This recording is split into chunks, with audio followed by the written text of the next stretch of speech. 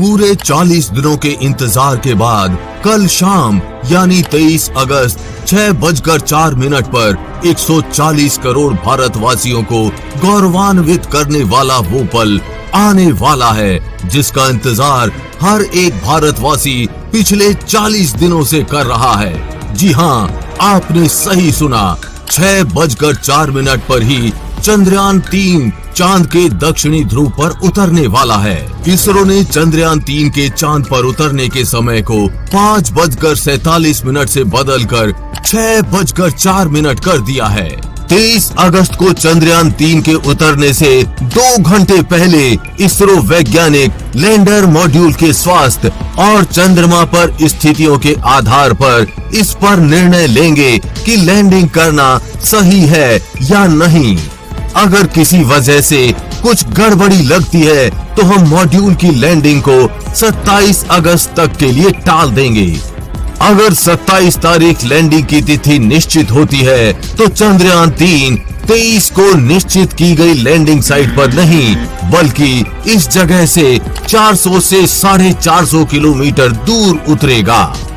ये landing site 23 अगस्त वाली site जितनी अच्छी तो नहीं होगी, लेकिन उतरने के लिए उचित होगी।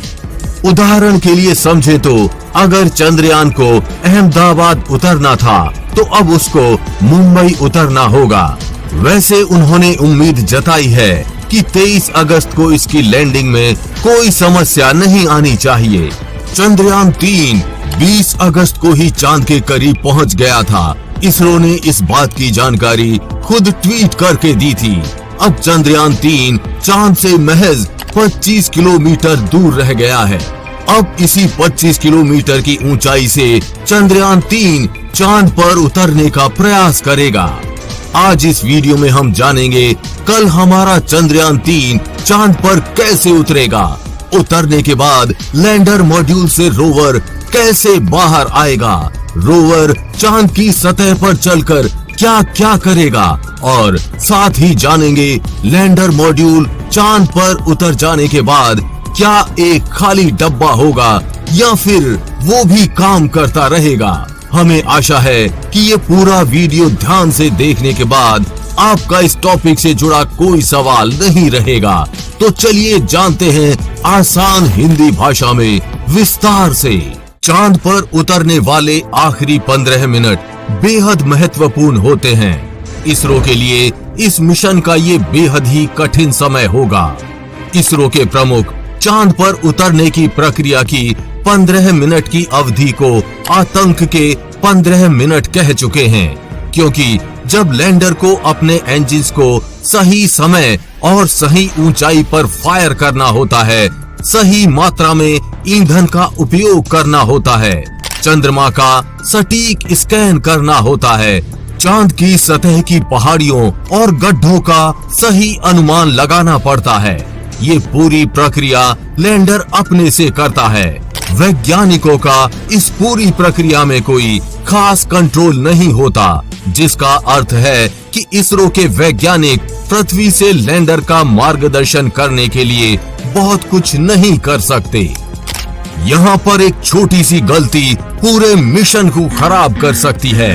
जैसा आपको पता होगा कि चंद्रयान 2 इन्हीं आखिरी 15 मिनट में क्रैश हो गया था, यानी उतरने वाले वो 15 मिनट चंद्रयान 3 के लिए भी बेहद महत्वपूर्ण होंगे।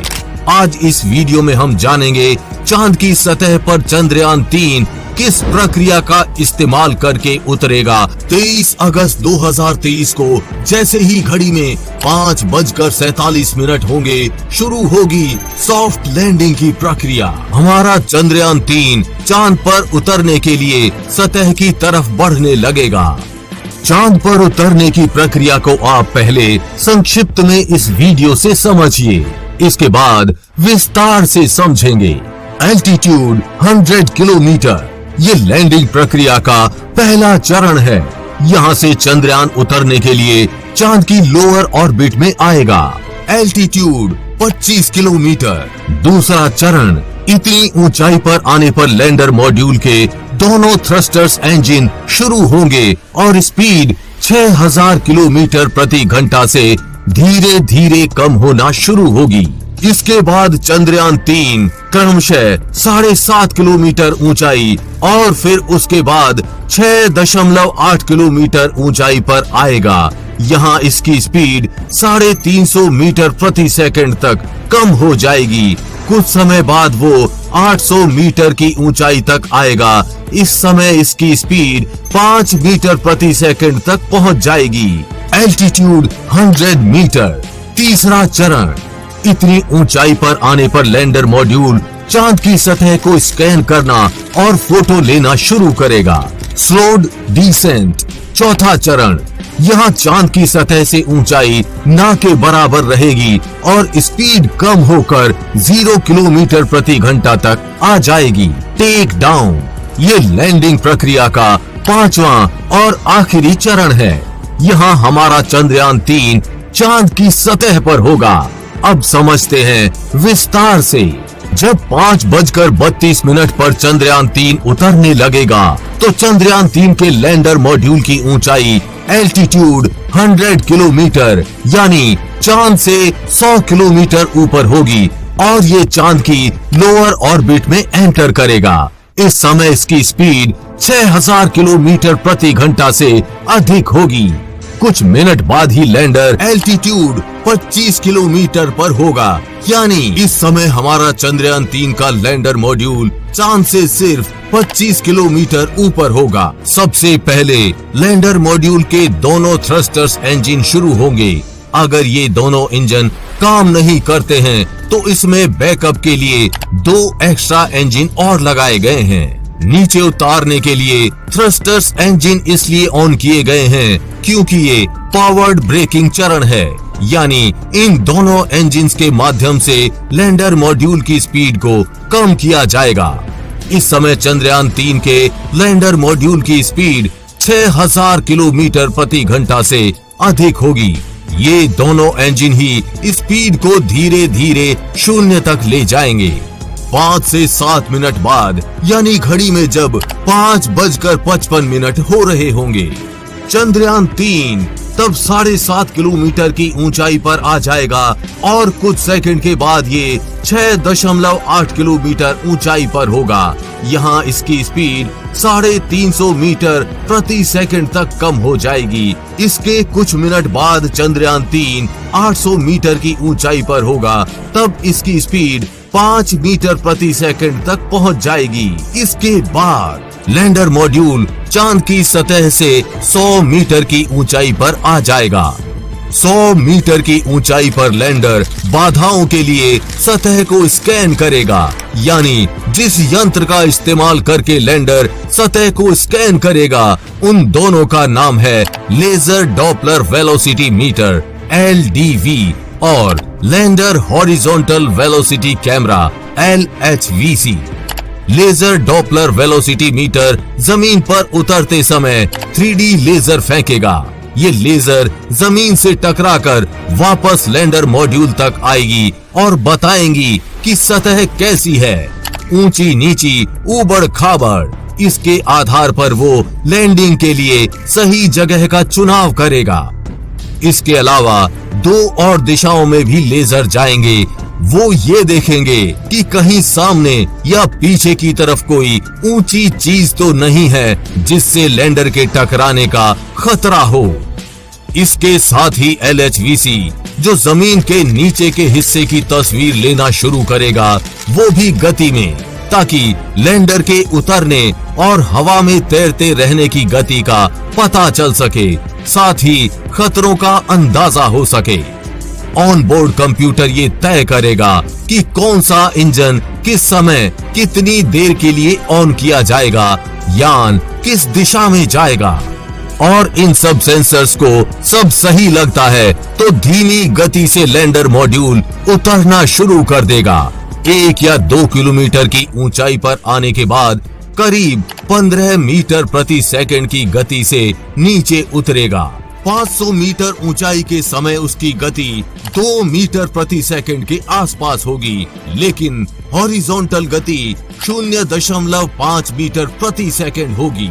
टच डाउन तक यानी चांद पर उतरने तक अपने थ्रस्टर्स को फायर करता रहेगा और इस तरह से कल 6:04 पर हमारा चंद्रयान 3 चांद की सतह पर होगा। अंत में इसी प्रक्रिया से जुड़ी एक जानकारी और जान लीजिए। उतरते वक्त एक और समस्या आ सकती है, वो है चंद्रधूल।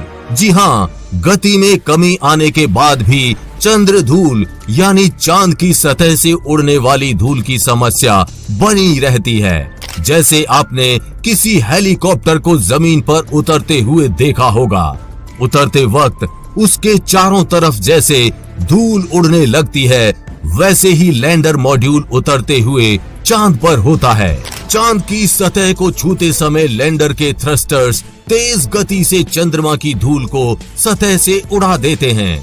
इससे कैमरे का लेंस अस्पष्ट हो सकता है और गलत रीडिंग आ सकती है।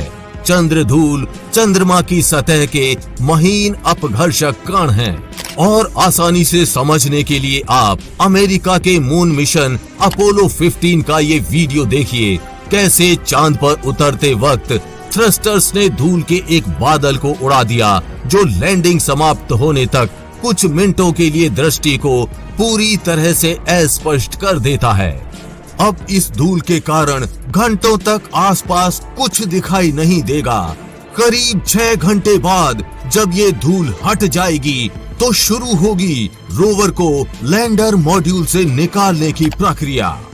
आपको पता होगा कि चंद्रयान 2 मिशन की तरह ही इस बार भी लैंडर मॉड्यूल का नाम विक्रम और रोवर का नाम प्रज्ञान रखा गया है। इस पूरी प्रक्रिया को समझने के लिए सबसे पहले हम रोवर के डिजाइन को समझते हैं। रोवर को 14 अर्थ डेज के मिशन पीरियड के लिए ही इनिशियली डिजाइन किया गया है, यानी रोवर सिर्फ चांद पर 14 दिन ही काम करेगा, उसके बाद निष्क्रिय हो जाएगा। रोवर में कुल वजन 26 किलो है। रोवर प्रज्ञान में एक सोलर पैनल लगा है। इसमें 2 नेविगेशन कैमरास लगे हैं, जिसका नाम इसरो ने नेविगेशन कैमरा लेफ्ट और नेविगेशन कैमरा राइट रखा है। इनको आप इसरो वैज्ञानिकों या फिर रोवर की 2 आंखें भी समझ सकते हैं। इसमें alpha particle X-ray spectrometer APXS लगा हुआ है। ये लैंडिंग साइट के आसपास चंद्रमा की धूल और चट्टानों की मौलिक संरचना का पता लगाएगा। इसमें 2 रिसीवर ट्रांसमीटर एंटेनास लगे हुए हैं जो लैंडर मॉड्यूल को संदेश भेजने और रिसीव करने का काम करेगा।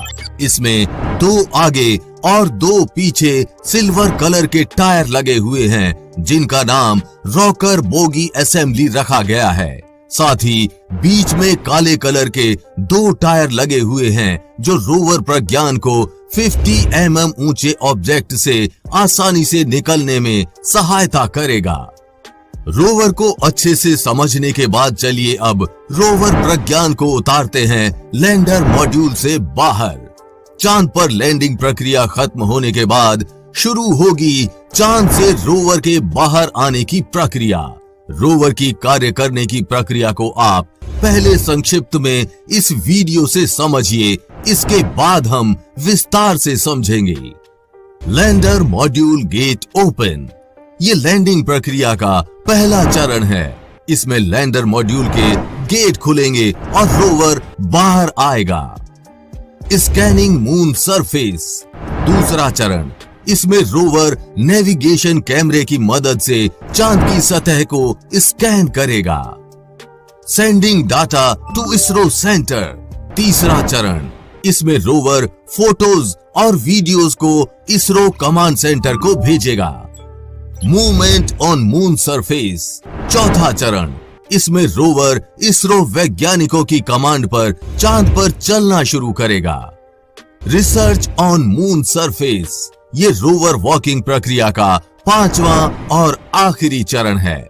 इसमें रोवर चांद की जमीन पर रिसर्च करेगा। अब समझते हैं विस्तार से। इसरो से मिली जानकारी के अनुसार लैंडर मॉड्यूल से चांद पर उतर जाने के बाद चांद की सतह पर सब कुछ सही पाकर करीब 6 घंटे बाद रोवर प्रज्ञान लैंडर मॉड्यूल विक्रम से बाहर आएगा, वो भी इसरो वैज्ञानिकों की कमांड पर। रोवर प्रज्ञान को एक सीढ़ी के जरिए चांद की सतह पर उतारा जाएगा, काफी कुछ वैसे ही जैसे किसी ट्रक से गाड़ी उतारी जाती है। लैंडर मॉड्यूल से निकलते वक्त ही रोवर प्रज्ञान के सोलर पैनल्स खुल जाएंगे और काम करना शुरू कर देंगे। चांद की सतह पर रोवर लैंड करते ही अपनी दोनों आंखें यानी नेविगेशन कैमरा लेफ्ट और नेविगेशन कैमरा राइट के माध्यम से चांद की सतह और चारों ओर से स्कैन करेगा और फोटोज और वीडियोस इसरो को भेजेगा। इन फोटोज और वीडियोस के आधार पर इसरो वैज्ञानिक इसका एक 3D मैप बनाएंगे और इसी के आधार पर इसरो वैज्ञानिक रोवर के रास्ते को प्लान करेंगे। इस पूरे प्लान को इसरो वैज्ञानिक वापस चांद पर भेजेंगे और इस मैप के आधार पर रोवर को चलने की कमांड देंगे। इसरो वैज्ञानिकों की कमांड पर रोवर चांद की सतह पर आगे बढ़ेगा। साथ ही एक बात और जान लीजिए, जिसको जानकर आपको अपने भारतीय होने पर गर्व होगा। रोवर का पिछला पहिया इस तरह डिजाइन किया गया है कि ये आगे बढ़ने पर अपने पीछे चंद्रमा की सतह पर सारनाथ में अशोक की लाट से लिया गया भारत का राष्ट्रीय चिन्ह अंकित करेगा।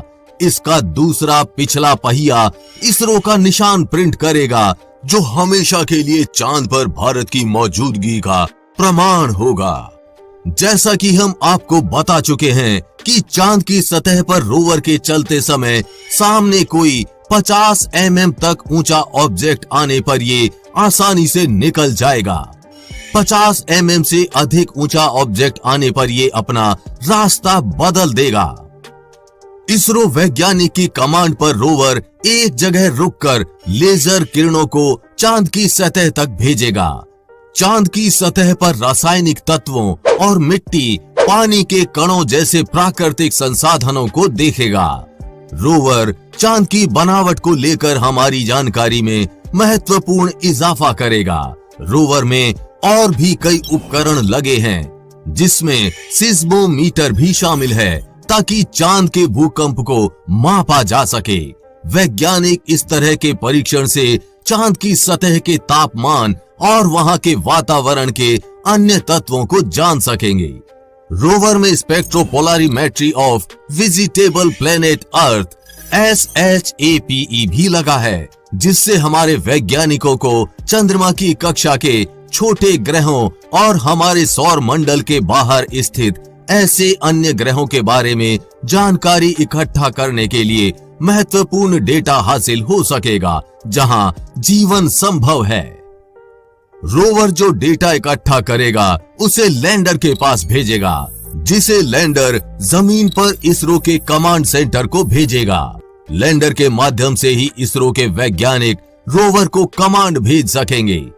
चंद्रमा की सतह पर परीक्षण के दौरान रोवर प्रज्ञान लैंडर से 500 मीटर से ज्यादा दूरी पर नहीं जा सकेगा। अब आपके मन में सवाल आ रहा होगा कि रोवर का तो समझ आ गया, लेकिन ये जो लैंडर मॉड्यूल है, जिसके पेट के अंदर से रोवर बाहर आया है, वो चांद पर खाली डिब्बे की तरह खड़ा रहेगा, बस कमांड ही भेजेगा या फिर कुछ और काम भी करेगा? आइए अब अंत में समझते हैं लैंडर मॉड्यूल की कार्य करने की प्रक्रिया। लैंडर मॉड्यूल को अच्छे से समझने के लिए पहले इसके डिजाइन को समझते हैं। लैंडर मॉड्यूल का वजन 1752 किलोग्राम है, जिसमें 26 किलोग्राम का रोवर भी है। इसमें 2 सोलर पैनल्स लगे हैं, जिसकी सहायता से ये चांद की सतह पर सूर्य से ऊर्जा पाकर कार्य करेगा। इसमें है laser Doppler velocity meter LDV, lander horizontal velocity camera LHVC, 4 thrusters engine, 4 legs यानी पांव और एक ऑनबोर्ड कंप्यूटर लगा हुआ है। इन सब का इस्तेमाल हम लैंडिंग प्रक्रिया वाली वीडियो में बता चुके हैं। अब दोबारा बता